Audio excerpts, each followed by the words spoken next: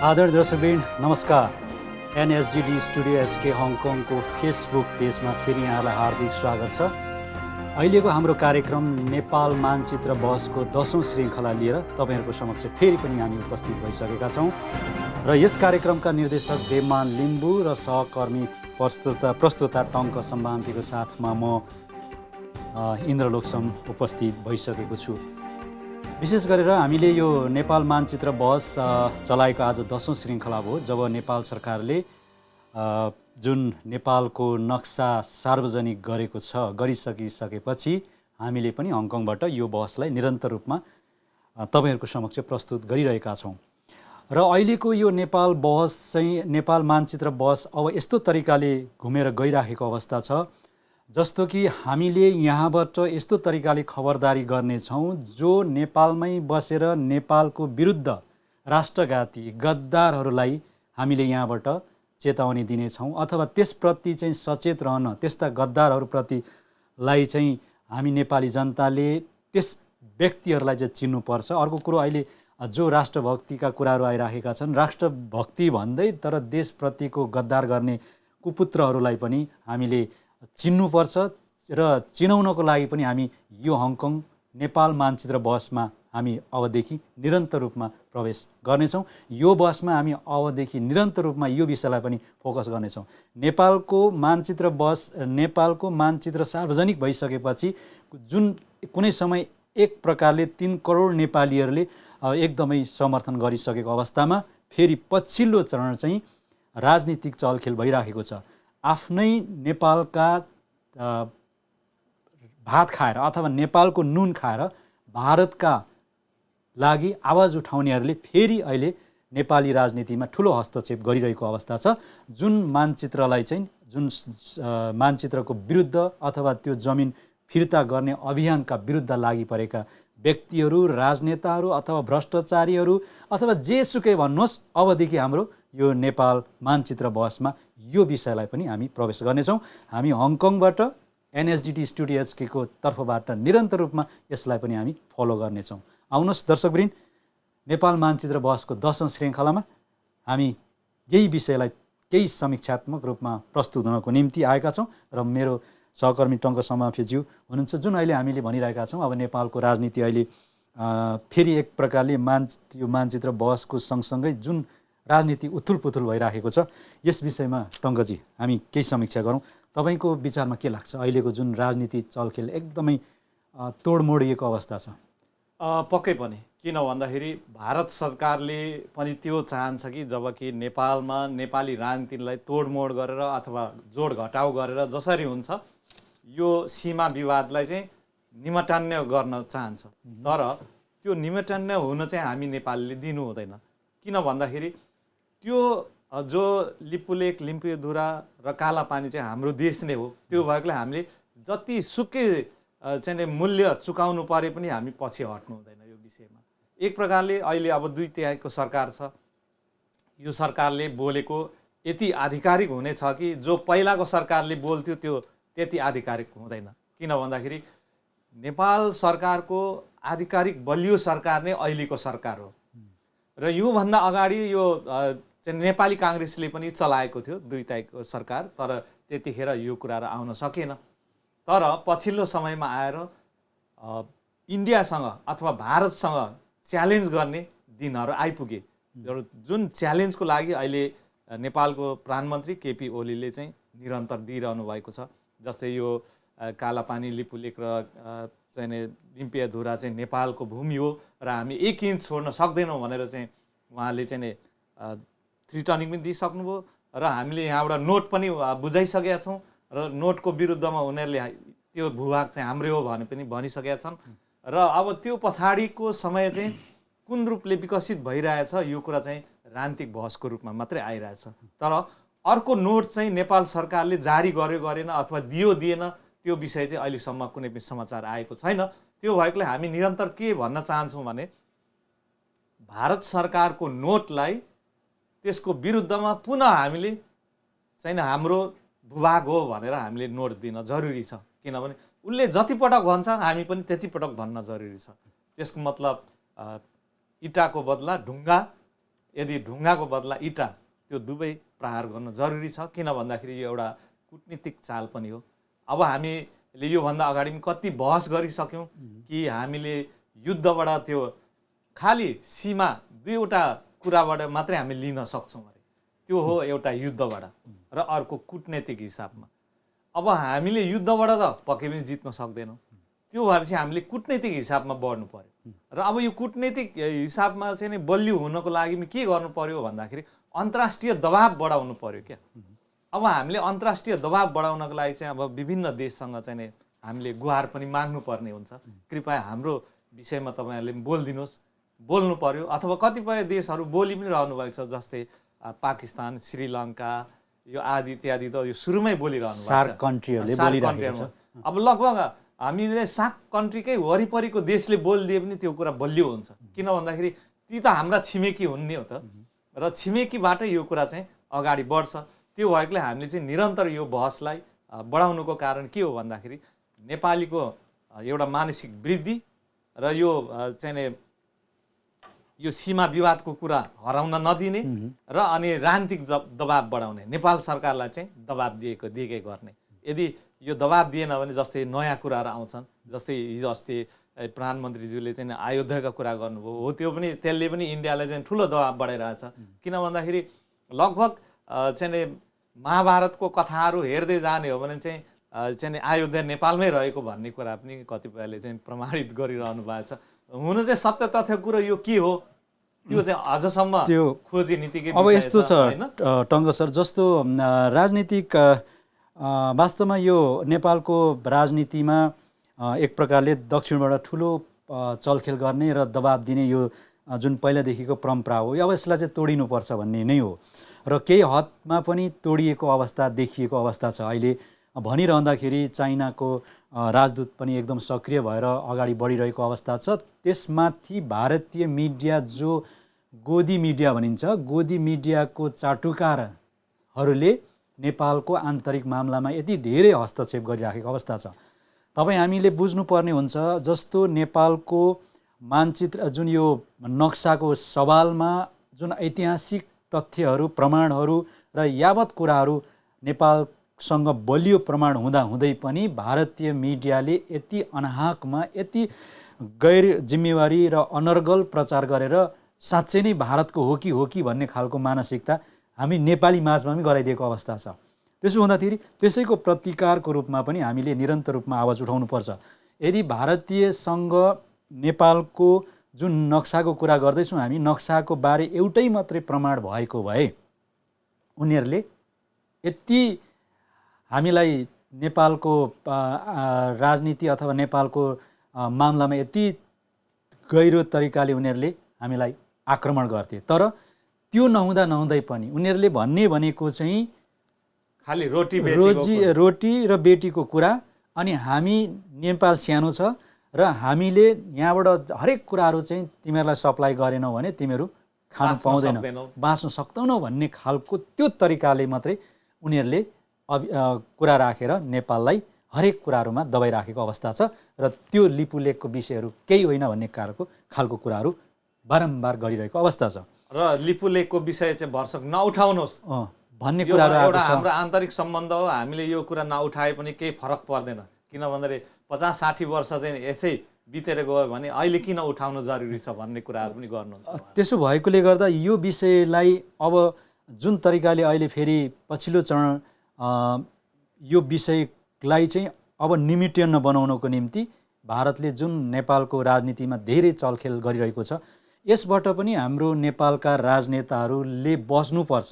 त्यो भारतीय खुफिया एजेन्सी अथवा रहरूको अथवा त्यहाँबाट आउने जति पनि थ्रेटहरूलाई चाहिँ अब एउटा सार्वभौम राष्ट्र सम्पन्न भएको नाताले त्यस्ता विषयहरूमा अल्मलिनु हुँदैन।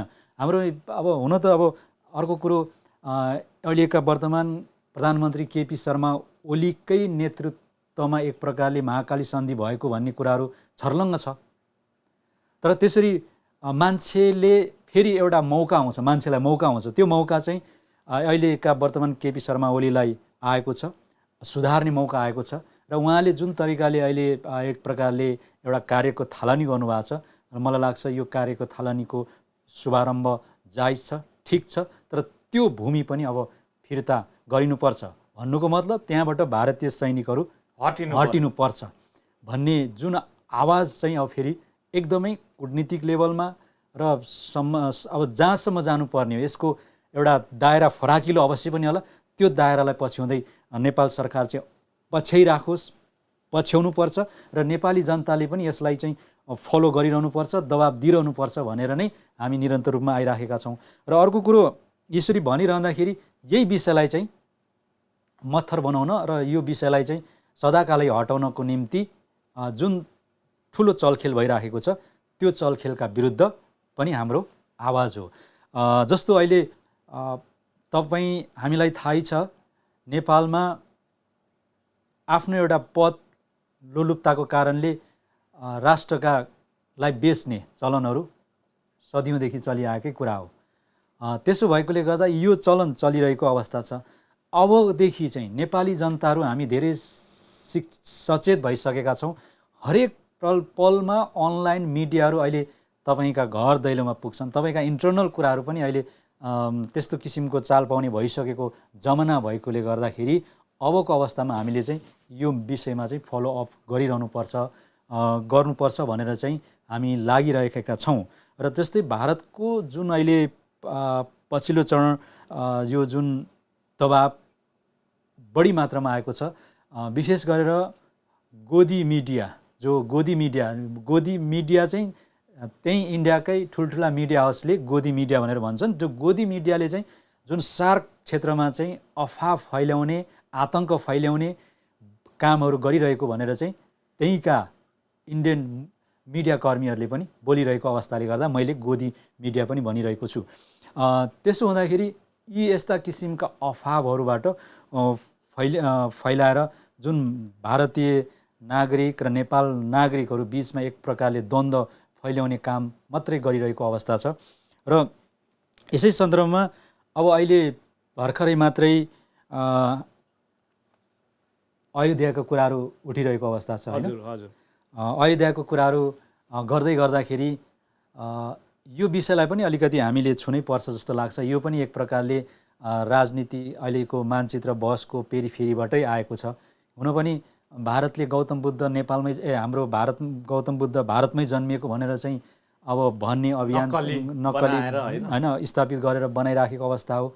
अनि अब उसको पाठ्य पुस्तकमा त्यस्तै तरिकाले चाहिँ त्यहाँका विद्यार्थीहरूलाई पढाइराखेको अवस्था हो।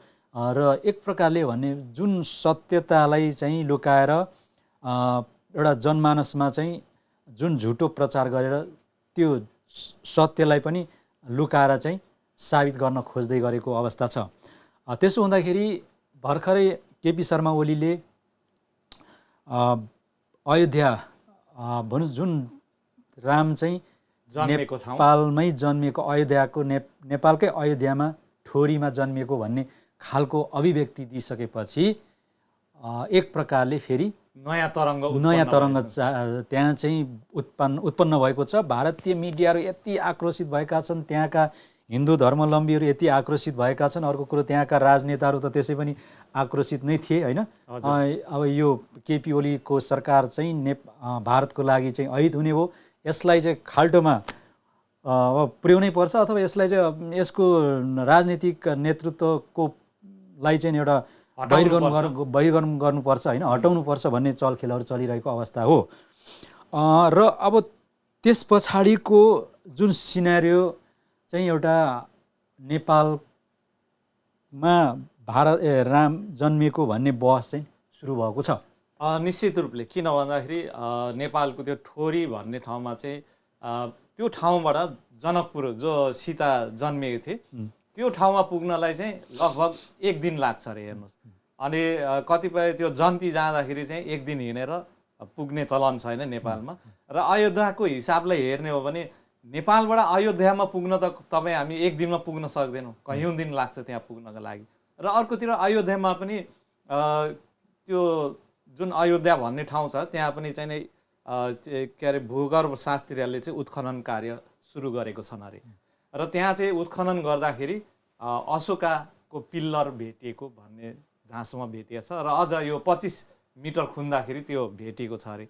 र अब त्योभन्दा बढी खुन्नको लागि चाहिँ त्यहाँ चाहिँ अझ त्यहाँको माग भइरहेको छ।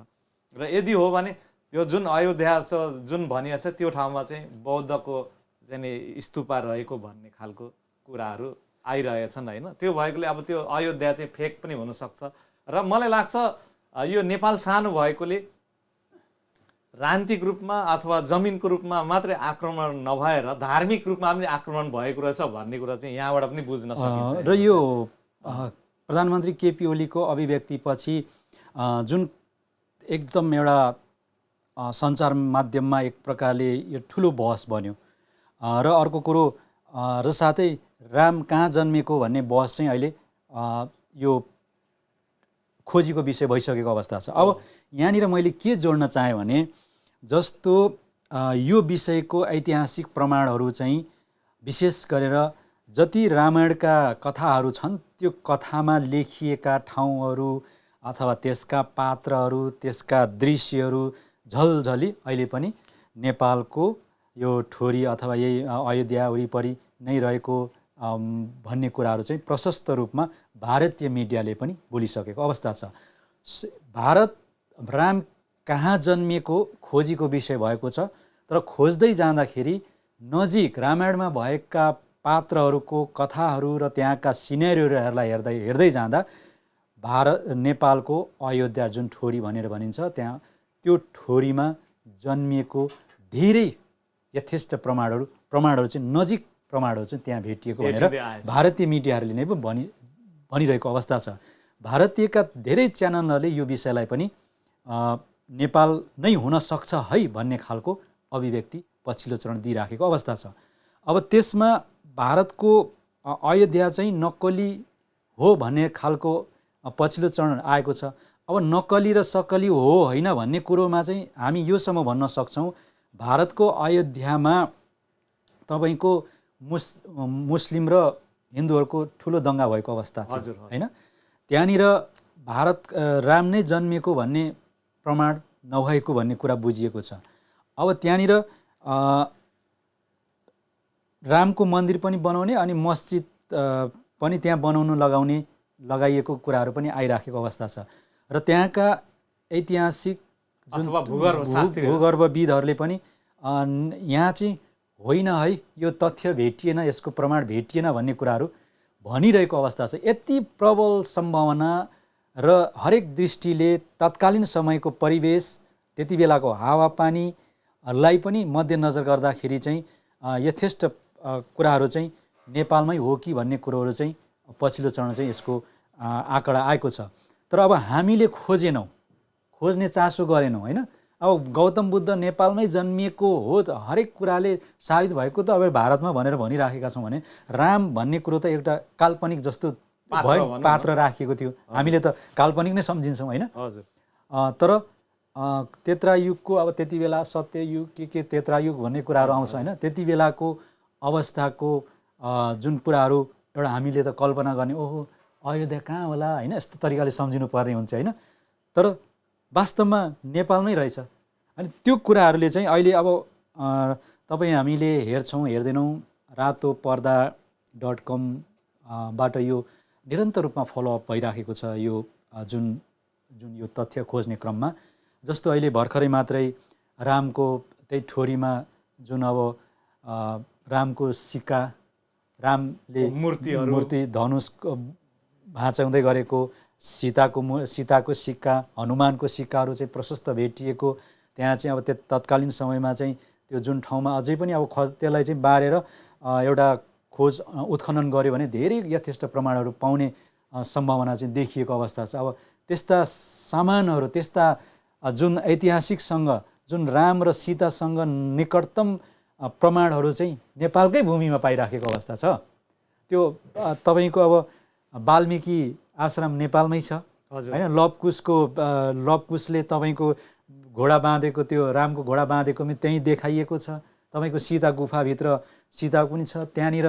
तपाईँको अर्को कुरो जुन लवकुश र रामको युद्ध हुँदाखेरि रामको पक्षमा जो घाइते भएकाहरू मर्न आँटेकाहरूलाई चाहिँ त्यहाँको पानी खुवाएर त्यो अमृत कुवा पनि रहेछ।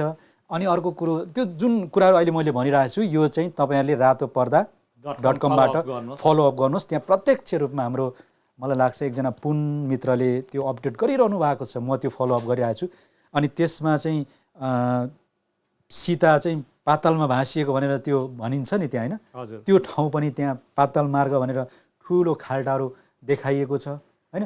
यथेष्ट प्रमाणहरू। अनि सुमेरु पर्वत पनि त्यतै छन्, होइन? त्यसो हुँदाखेरि हरेक दृष्टिकोणले नेपालमै रामको जन्म भएको भन्ने ऐतिहासिक तथ्यहरू चाहिँ पछिल्लो चरण निकै प्रस्तुत आइसकेको छ। अब यसलाई चाहिँ भूगर्भविदहरूले यसलाई फलोअप गरेर अगाडि बढ्नुपर्छ भन्ने लाग्छ।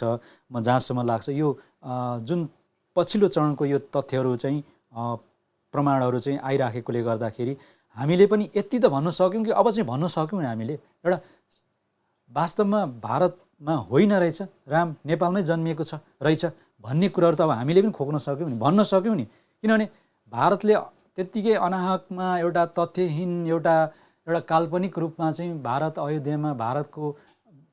राम भारतको अयोध्यामा जन्मिएको भनेर जुन तरिकाले एउटा काल्पनिक रूपमा बनाइराखेको अवस्था थियो त्यसलाई हामीले स्वीकार गरेकै थियौँ नि, होइन? तर वास्तवमा अब हामीले हाम्रो ऐतिहासिक तथ्यहरूलाई हेर्ने हो भने त नेपालमै राम जन्मिएको रहेछ, राम चाहिँ ज्वाइँ होइन रहेछ, होइन? राम चाहिँ यतै नेपालकै छोरो रहेछ भन्ने त अब हामीले त भन्न सक्ने भयौँ नि। यही तरिकाले चाहिँ अब हामीले पनि अभियान चाल्नु पर्यो। तपाईँहरूले हरेक अनलाइन मार्फत चाहिँ यो तरिकाले आफ्नो कुराहरू राख्दै जानु पर्यो भनेर चाहिँ अब फलोअप गर्दै जानु पर्यो। त्यसो गर्दाखेरि केही न केही मात्रामा चाहिँ हाम्रो पनि नेपाली समुदायमा ओहो साँच्चै हो रहेछ त भन्ने कुराहरू चाहिँ त्यो जान्छ। त्यो प्रमाणहरू अब देखिरहेको छ। अहिले तपाईँहरूले त्यहाँ फलोअप गर्नु होला। राम्ररी एकदम राम्रो तरिकाले उहाँ रिपोर्ट बनाउनु भएको छ। त्यहाँ सीता गुफाभित्रै बसेर त्यहाँनिर चाहिँ उ गर्नुभएको छ। अनि अर्को कुरो नेपालको त्यो वरिपरिको ठाउँहरूको कुरा गर्दाखेरि अब रामनगर भन्ने छ, होइन? अब भरतनगर भन्ने छ, भरतपुर छ, होइन? अब त्यहाँ तपाईँको अहिले मैले यहाँ लिएको थिएँ जस्तो यो तपाईँको यो के पनि भन्दो रहेछ यो बाँदर झुल्ला भन्ने चाहिँ जुन बाँदर झुल्ला भनेको चाहिँ वास्तवमा हनुमानको नगर अरे क्या, होइन? त्यही ठाउँलाई नै बाँदर झुल्ला भनिएको भन्ने कुराहरू चाहिँ त्यहाँका स्थानीयहरूले बताइराखेको अवस्था छ। अब बाँदरहरूको वासस्थान जो तत्कालीन अवस्थामा रामको साथीहरू, होइन? रामको सीताको रामको भन्ने कुराहरू यस्ता कुराहरू चाहिँ रामको सैनिकहरू यस्ता कुराहरू चाहिँ यथेष्ट ठाउँहरूको नामकरण अनि त्यहाँ भेटिएका चिजहरूले पनि नेपालमै राम चाहिँ नेपालमै जन्मिएको भन्ने अबदेखि हामीले ठोका गर्नुपर्छ। हामीले यति ऐतिहासिक प्रमाण हुँदाहुँदै हामीले किन नभन्ने, हामीले सञ्चार माध्यमबाट किन नफोक्ने, हामीले पनि दिने हो, होइन? त्यसो हुँदाखेरि यो कुराहरू चाहिँ अहिले प्रशस्त रूपमा आइराखेको छ टङ्कजी।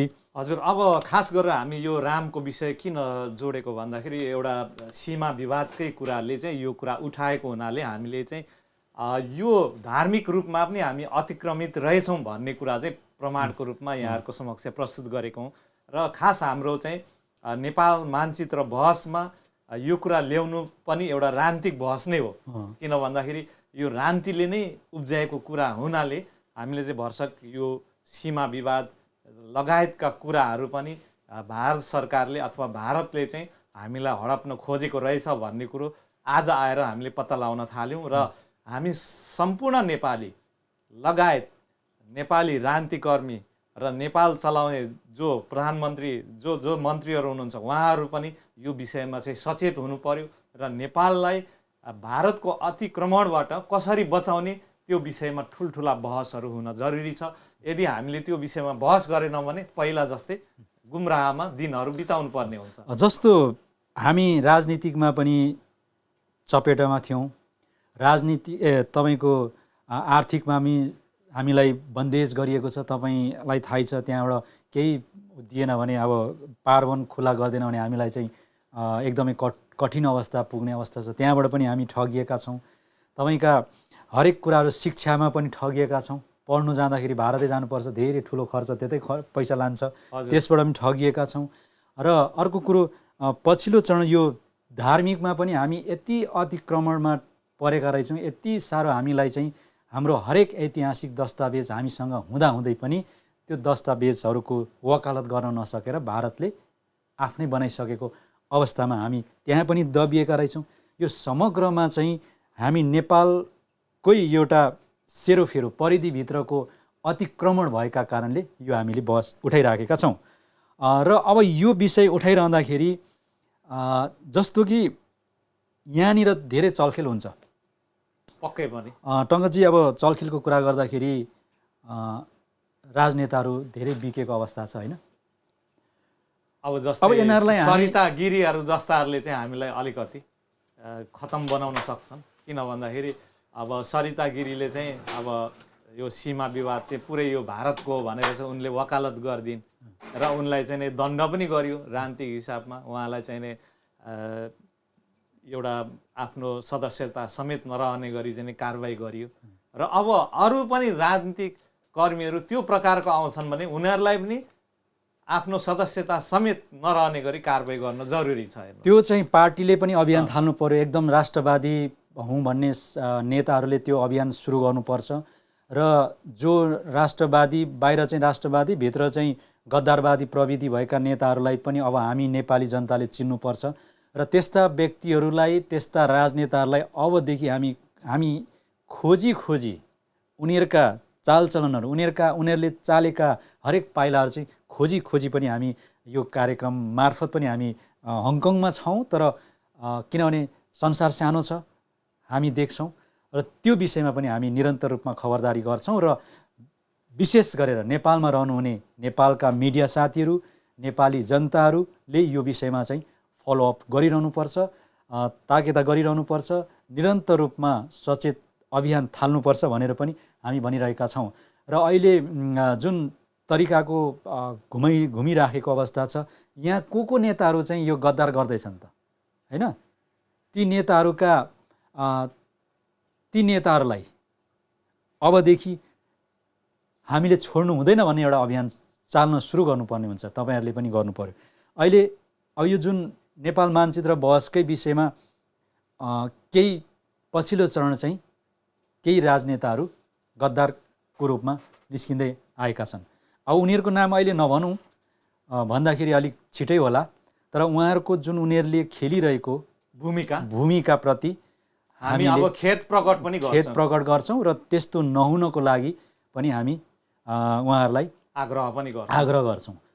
र यस्तो अवस्थामा जुन नेपालीहरूको एउटा अहिले बलियो मत छ, जुन राष्ट्रियताप्रतिको एउटा ऊर्जा निस्केर आएको छ, त्यसप्रति चाहिँ सबै नेपालीहरूले सहयोग गर्नुपर्छ, एक भएर लाग्नुपर्छ। तथापि अहिले अलिकति जाँदै गर्दा अलिकति हामी कार्यक्रममा बिट मार्दै गर्दाखेरि वर्तमान केपी सरकार ओलीको जुन अभियानलाई पनि यो उनले आफ्नो कुर्सी जोगाउनको निम्ति मात्रै यो अभियान सुरु गरेको भन्ने हो भने त्यस्तो किसिमको आक्षेपहरू लागिरहेको अवस्था हो। यदि त्यसो मात्रै हो भने पनि हामी आपत्ति जनाउँछौँ। त्यसप्रति यदि उहाँले आफ्नो कुर्सी जोगाउनको लागि मात्रै यो राष्ट्रियताको बहस निकाल्नु भएको अथवा यो जुन अहिलेको वक्तव्यहरू आएको हो भने त्यसप्रति पनि हामी खेद प्रकट गर्छौँ र सचेत गराउन चाहन्छौँ। जुन तपाईँले पाइला चाल्नु भएको छ यसलाई निरन्तरता दिनुहोस् र पछाडि फर्किने काम गर्नु भएन र यदि तपाईँकै कुर्सीको लागि मात्रै गर्नुभएको भने त्यसप्रति हाम्रो आपत्ति रहनेछ। तर जुन यो विषय तपाईँले उठाउनु भएको छ यसमा हाम्रो नेपालमा पनि तपाईँका जुन यो विषयमा उठिरहेका छन् धेरै यो अहिले धेरै विद्वत वर्गहरूले पनि उनले चाहिँ यो आफ्नो कुर्सी जोगाउन भनेर पहल गरेको भन्ने कुराहरू चाहिँ अन्तर्वार्तातिर देखिराखेको अवस्था छ। विद्वत वर्गहरूले पनि त्यसप्रति तपाईँको प्रति एउटा छेडछाड गरिरहेको अवस्था चाहिँ छ। तर पनि त्यो कतिको सत्यता हो त्यो आफ्नो ठाउँमा होला, तर जुन तपाईँले लिएको अडान छ त्यसमा सबै नेपालीको एकमत रहनेछ भन्ने हामी यहाँबाट भन्न चाहन्छौँ। र टङ्कजी अब हामी केही छ जाँदै ठिकै छ। हामी खासमा नेपाल र नेपाली अथवा नेपालमा रहनुभएका राजनीतिक कर्मी र सम्पूर्ण नेपाली चाहिँ यो सीमा विवादमा एकजुट भएर निरन्तर हामी लागिरहौँ। जबसम्म त्यो ठाउँ फिर्ता हुँदैन तबसम्म हामीले यो बहसलाई लगभग हामीले सक्दो यो बहस अगाडि बढाउनेछौँ। केही समय अथवा कुनै कारणवश अब यो हाम्रो बहस रोकियो भने त्यो अर्को कुरा हो, तर हामी राउन्जेल चाहिँ यो बहस निरन्तर तपाईँहरूको ऊर्जा थप्नको लागि र यो सीमा विवादको कुरा हराउन नदिनको लागि हामी निरन्तर बहसमा रहनेछौँ र बहसमा विविध कुराहरू पक्कै लिएर आउनेछौँ र लगभग हामी यो कार्यक्रमको अन्तिम चरणमा आइपुग्यौँ। हुन्छ टङ्क सर, जस्तो अहिले अब हामीले मानचित्र बहसको 10औं श्रृङ्खलामा पुगिसकेका छौँ। निरन्तर रूपमा हामीले यो बहस चलाइराखेका छौँ र अहिले यो बहसको दायरा यति फराकिलो भइराखेको छ। अब यो बहस चाहिँ अघि नै हामीले भन्यौँ नेपालका त्यस्ता नेताहरूप्रति पनि लक्षित हुनेछ, त्यस्ता नेताहरूको फलो गरिनेछ, गद्दार नेताहरूको हामी भण्डाफोर गर्नेछौँ, राष्ट्रभक्ति नेताहरू जो लागि परिरहेका हुनुहुन्छ उहाँहरूलाई हामी समर्थन गर्नेछौँ र समर्थन गर्नको निम्ति र त्यस्ता व्यक्तिहरूलाई चाहिँ अझै उचाइमा पुर्याउनको निम्ति यहाँहरूले हाम्रा नेपाली जनता, हामी नेपालीहरूले पनि पहल गरिरहनुपर्छ भनेर यो मानचित्र बहस कुनै समय हामीले नेपालमा भारतले जुन गरेको एउटा अतिक्रमण र साथै भारतीय मिडियाले जुन तरिकाले एकदम तल्लो स्तरबाट गिरेर नेपालप्रति गरेको जुन एउटा आक्रमण थियो, अभिव्यक्ति थियो, त्यसको विरुद्ध मात्रै हामीले हामीले पनि हङकङबाट केही एउटा त्यसको प्रतिवादको रूपमा एउटा कार्यक्रम चलाउन भन्ने सुरुवात गरेर यो नेपाल मानचित्र बहस सुरुवात गरेका थियौँ। तर अब यसको दायरा ठुलो भइराखेको अवस्था छ। हामी अघि नै भन्यौँ हामी निरन्तर रूपमा यो कुनै विशेष कारणले, समय अभावले गर्दा र प्राविधिक कमजोरीले, कठिनाइले गर्दा यो कार्यक्रममा कुनै दिन नहुन सक्छ, तर हामी यो बहसलाई अब अझै व्यापक रूपमा निरन्तर रूपमा बढाउनेछौँ।